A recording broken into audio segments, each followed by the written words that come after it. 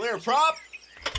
Star 73, Yankee number 2, following twin traffic, 3 mile final, clear Pleasantville. 1 Charlie Bravo, makes for in runway 25, going 4 mile final. This is Behind the Prop with United Flight Systems owner and licensed pilot Bobby Doss and his co-host, Major Airline Captain and designated pilot examiner Wally Mulhern. Now let's go Behind the Prop. What's up, Wally? Hey, Bobby, how are you? I'm good. Here we go again. Another week, another podcast. And today happens to be December the 21st. What's special about today, Wally? Today is the winter solstice. It is the shortest day of the year, if you will, as far as daylight is concerned. And so this would also be the darkest day of the year. That's correct. And we are going to talk about what is nighttime, a question that I get asked a lot around aviation. What are the definitions and when can I log it and when can I land in it and count it as a night landing? That kind of comes up around the flight school a lot. And we'll share some stories and tips and tricks about some nighttime flying as we go through this as well. Wally, you're a DP, you probably look at logbooks a lot and make sure people got their 3 hours of night and their other accomplishments at night. I would say as a recreational pilot for a number of years before I bought the flight school, I would make sure I did my night flying and my night landings every 90 days. But I really had to look it up almost every time because it's not something that I spend every day thinking about. And it's confusing to a person who doesn't do this every day for a living. It is. Obviously the requirements to be current at night is 3 takeoffs and landings within the preceding 90 days. That's the daytime requirement and just the normal currency requirement. But then to be current for a night, you have to have 3 takeoffs and landings to a full stop within the preceding 90 days. Now, the question is, well, what counts as nighttime? Yeah, and I think it is. The definition of what night is what's hard for me as a recreational pilot and probably many others to know when they can and can't log their landings and when they can and can't log nighttime. I think what happens, and I try to teach this out of all of my instructors, the instructor guides all this for private pilots, right? Right. They call you, they say, hey, you've soloed, we've done cross country, you're getting check ride ready. We have to do this. And they talk about 3 hours of nighttime, and they talk about 10 landings at an airport with a control tower, and blah, blah, blah, whatever the regs say. The CFI guides that. And so then you go do it, and they log it on the logbook for you, and then they sign off on it, and you're done. And you know now, I got to do that again in the next preceding 90 days. But you don't know what all that really meant because you were guided. And I think that's why private pilots struggle with some of these regs because they're kind of thrown out into the ocean on their own, and now you got to go figure it out. So I would constantly try and figure this out. So I'll refer people back to this podcast forever. There really are 3 periods that I think the FAA and the FAR-AIM talk about in these 3 periods. There is a sunset to sunrise, which is when the sun, I guess I'm not an almanac guy, but when the sun crest goes down across the horizon. And normally I look at WeatherBug because it's the front app on my iPhone home screen. And if you scroll down to now, it says the sun's going to rise and set. It's got a little depiction, and I know what that is. Right. So I know that time frame of day, I need my position lights on, and I need my anti-collision light on if my aircraft has that. Pretty simple rules there. FAR 91-209 if you want to go look it up. The second period is the end of civil twilight to the beginning of morning civil twilight. So that's a period that is not as easy to calculate. You'd have to look that up in an almanac. There's a great website I use. Probably just go search Google for tell me where civil twilight starts today, where I'm at. And this website will come up, and it really shows the daylight and the brackets of night, civil twilight, and daytime. And what's nice about that website is I know how long it is. So civil twilight's somewhere between 20 and 35 minutes after sunset, depending on where you're at in the world. Let's assume none of this applies to Alaska, where it might be daytime all day or nighttime all day. Right. But the civil twilights are the bookends between daylight, sunset, and then really what is considered nighttime. And then really what I've learned after looking it up many, many times is the third period is really that period 1 hour after sunset to 1 hour before sunrise. And that's where the FAA says you can log your night landings for currency to have passengers with you at night. And that's FAR 61.57B Bravo, which talks about that. So really 3 periods, the kind of before the sun goes down and the sun comes up, that's sunset to sunrise. Then we got civil twilight on both ends of that as well. And then we've got the 1 hour of time between that after sunset and before sunrise where I can get my currency done to have passengers with me at nighttime. And so I think the question that I always questioned or wondered about was, okay, I'm flying back from a trip to Austin. I'm in civil twilight. You can log nighttime flight time in civil twilight, so says the books. But I don't ever log the landing because it's a little gray there, so I don't ever log the landing if I land in that. And I always question, could I log that landing? I would think that the way I read the regs, that landing can't count as a night landing for currency because it clearly states 1 hour after sunset. So I normally still go do my currency to make sure I can have passengers. I fly almost enough now, day and night, to where I don't have to go get current again. But I've kind of got this sliding scale of 1 here, 2 here, 1 here. I don't always have 3 on the same night. Right. But I'm pretty current nighttime flyer based on that. So private students fly with CFIs and they get this guidance to go do this 3 hours of nighttime. And we learn about these human factors of nighttime, Wally. In Houston, Texas, I don't think it counts. I don't think there's very much difference in day and night in Houston, Texas, because there's such a real horizon because of the lights, right? Right. You fly all around the world. I'm sure you fly some places that are dark. And when I mean dark, I mean instrument almost kind of currency as well, because you have no visual reference. Right.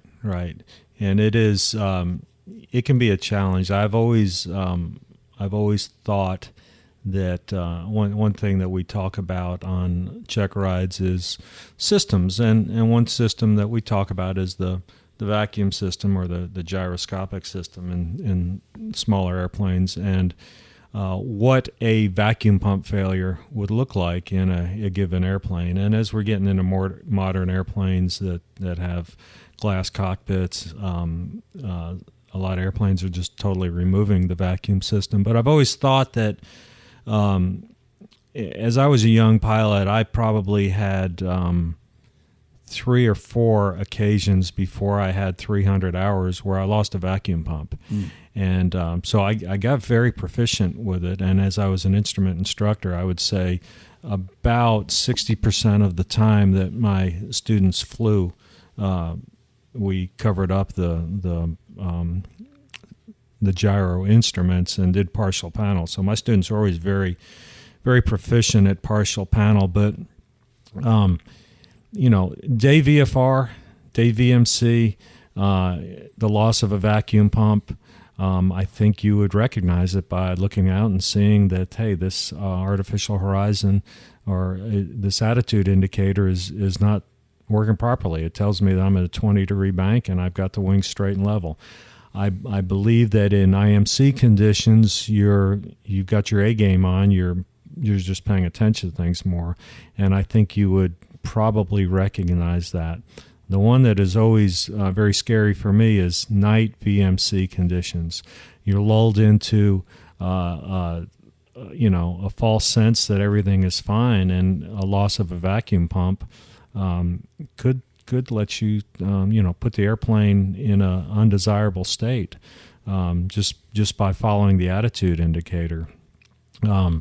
Especially if you've got no horizon. I remember. And this isn't nighttime, but this is daytime. I very distinctly remember flying the day after John F. Kennedy Jr.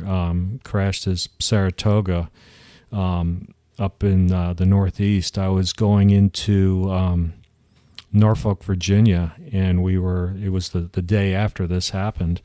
and we were out over the water, and there was just absolutely no horizon, and we're turning back into land there.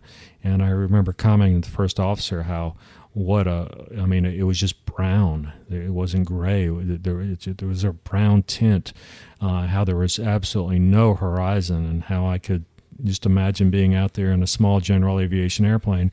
We came in and we landed, and then we all got the news that he was missing, or at this point, maybe they've even found him. So it can be a very, very tough situation. But as you said, here in Houston, we have a lot of lights, but out in the more remote areas, it can be quite a challenge. Yeah, and I was lucky here when I did my nighttime directed training with my instructor. We flew out to Galveston, and we did our landings at a controlled tower field at Galveston with the tower operating. And what was interesting was we were out there all alone, so we did some, and it was calm. We did some landings in both directions because he was really trying to let me see and feel what it looked like. And when you take out over the water in Galveston, there's a few lights out there because you can see the oil rigs or oil platforms, but they're at different depths, so they make almost a bad horizon because they're not all lined up there. Right. And what happens is you get off the runway and you get out over the shore, it's black. I mean, that water is black. And maybe you see these few lights, but they aren't sequenced right in a line. So it definitely gives you that sensation that you might feel in the soup of feeling like you're leaning one way or turning one way when you're not. It's very, very awkward. So night in Houston, Texas, inland might not be that tricky because you have a real horizon out there that you're getting to see. But as I fly further west into Austin, there's more hills, less territory with housing and lights on it. And I have been disoriented a couple times in the northern Austin territory where, 10 o'clock, no football stadiums have lights on anymore, no tennis courts, no big bright lights are on out there. It can be a little bit surprising just how much you have to depend on those instruments. So if they fail, that would be a miserable sight. Whether you were an IMC or VMC, it might get you off guard for sure. Yeah. So we talked about the 3 periods. Obviously, the 3 periods are important to your aviation career on when you can and can't log nighttime. We talked about some strategies you used to introduce nighttime to students when you were an instructor. You want to talk us a little bit of going from maybe 5 p.m. to 7 p.m. When the sun sets at 6 p.m. to introduce it to students? Yeah, that was the technique I always used is rather than just say, hey, let's show up at 10 o'clock at night and go do some night flying, I would always have them come out and fly as the sun went down. And we may just stay in the pattern and do that. But first of all, you're doing the pre-flight and all that in the daytime, and it just gives a little bit better transition to the nighttime, I believe. And after you've flown an hour, all of a sudden you comment to the student that you realize that we're flying and it's nighttime now, and we can't, we don't have any sunlight or anything. So I think it's a better transition. It's what I used. It worked for me. It was actually a suggestion that my father gave me, who had been a flight instructor. And he suggested that I do it that way. And so anytime I wanted to get current on my own to go out, and that's what I would do, is I would just take off just as the sun was going down, and maybe go out and fly around a little bit and come in and get my landings done after the 1 hour. Yeah, and this later fall, almost winter time of year for us here in Houston, I joke with people, but the sun seems to go down a lot faster. Once it gets on the horizon, it goes from dusk to dark fairly quick. Whereas I think in the summertime, it's got to be the pitch of the earth that causes this. You might see dusk for an hour and 10 minutes, whereas in the wintertime, we see dusk for less than 30 minutes. And that's obviously why civil twilight is at different lengths throughout different times of the year. Which can impact the way you fly and log nighttime as well. I fly quite a bit between here and Austin. I've said it many times on the podcast. My daughter goes to the University of Texas, Hook 'em, and we fly there for different events and different occasions, and we fly back a lot. And there's a period, probably the first half of that flight, that is much darker than the second half. Once you kind of get to Brenham, you can start seeing the city, and it's much, much easier to see. But one of the things that I do with passengers, whether they're pilots or not pilots, is I play a little game to myself called Find the Beacon. And I've got between here and Austin, or Austin and here, there's hundreds of airports somewhere on that track, many of them private without beacons. But I want to know where the next beacon is that I could use, or what's the closest beacon that I could use. And I to myself, as I learned and got better, and to pilots that fly with me, I challenge them. And I still find that people make mistakes on where the closest airport is. Forget that I'm in a G1000 a lot of the time and I can hit a nearest button, but I do it by sight. So we'll find from Austin, first one we'll see is probably Giddings Airport with runway lights and a beacon. And I'll ask them, do they see it? And we know what heading it's on normally. We're looking for it. And then you find the beacon and you figure out, how far is that? Could I glide there? Could I get to that? Is that really the best option for me to land? That's what I'm thinking in a case of an emergency. And I'll challenge pilots. And then we'll pass Giddings off our right wing there as Giddings goes by. And the next one that we're going to cross is normally Brenham.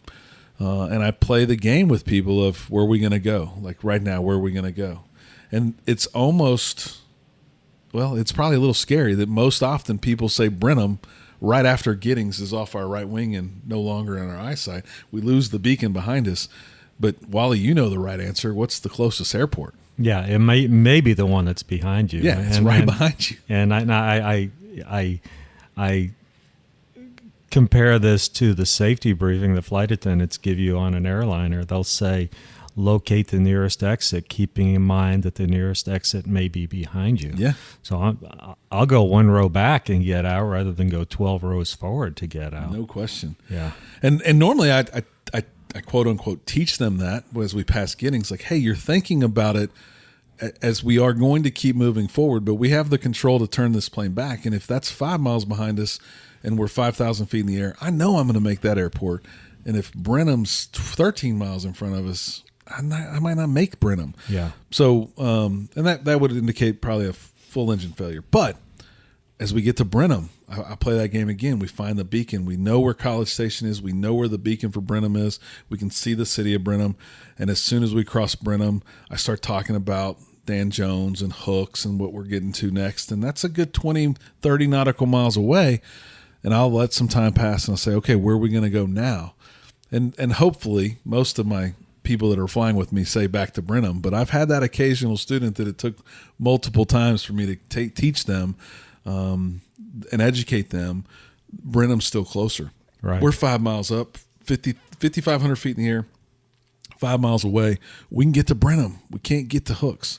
And so I would say at nighttime, play that game with yourself, stay alert, use that beacon game to know where you're going to point the plane to turn and go, and keep in mind that the one that's behind you is going to be closer and closer and closer for a while.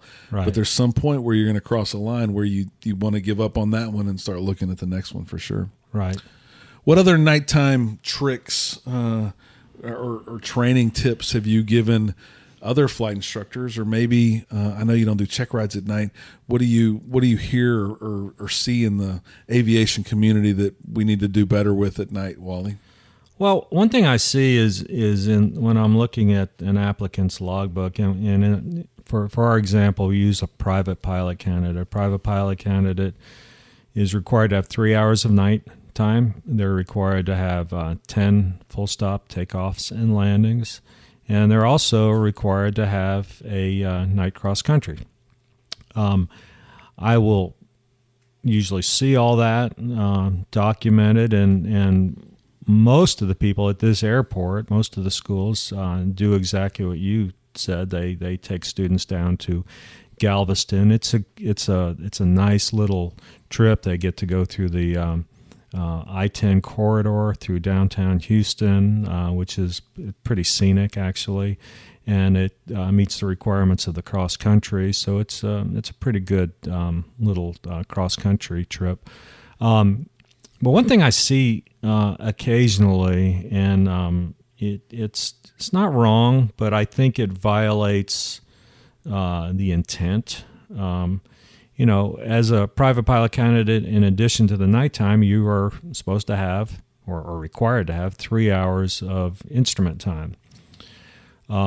So what about doing some instrument time on your night cross country? Well, there's nothing that says you can't do it, but I believe that it really, I won't say violates the intent, but I don't think you're giving your student the best opportunity, because 3 hours of nighttime is not a whole lot. 3 hours of instrument time is not a whole lot. Okay, so then we start mixing those together. What good are we doing? And we're talking about a private pilot candidate. I want to give them as much time to look out the window and show them what things look like on the ground. For instance, if we have an engine failure at night in a single-engine airplane, obviously we're going to go down. What am I aiming for? Am I aiming for lights, or am I aiming for dark spots? Well, probably want to be aiming for a dark spot. So take that opportunity. Don't put them under the hood and get them looking at the instruments. Now, take an instrument student. Do I think it's valuable for someone in their instrument training to do some nighttime under the hood stuff? Absolutely, I do. But for a private pilot candidate, I kind of think that these ought to be separate.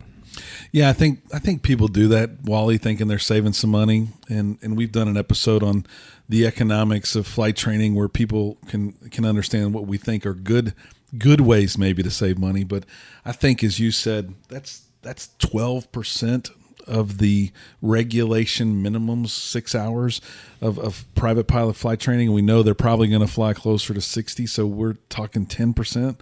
Let's give them all that 10% and don't cut it in half.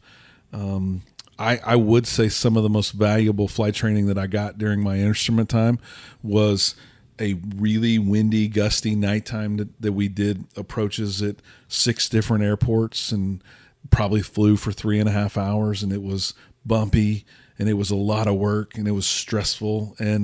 But I really feel confident that I could fly an approach at night in gusty winds. Yeah. And I wouldn't be nervous. I wouldn't be worried about it. I might not choose to go like I did that night, but we knew it was going to be a great training night. And that the loss of other visual cues, whether it be the corner of the foggles, whether it be the ground going past you in the windows that you can see, it really helped me be a better instrument student for sure when I got to do that at night. But I don't think you should, quote unquote, double dip some of those things in the private days for sure.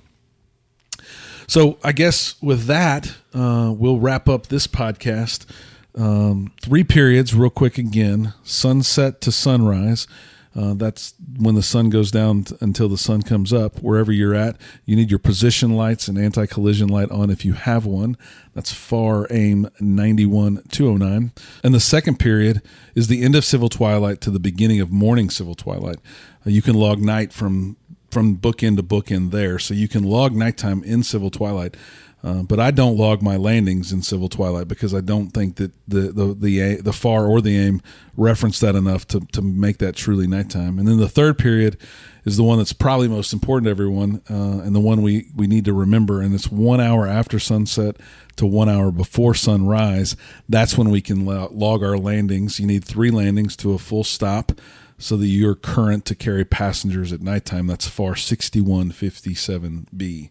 So, as we wrap, the longest nighttime day of the year, the winter solstice, we are on that day. So if you haven't done your nighttime currency lately, go rent a plane and get nighttime current so that you can have passengers and be legal.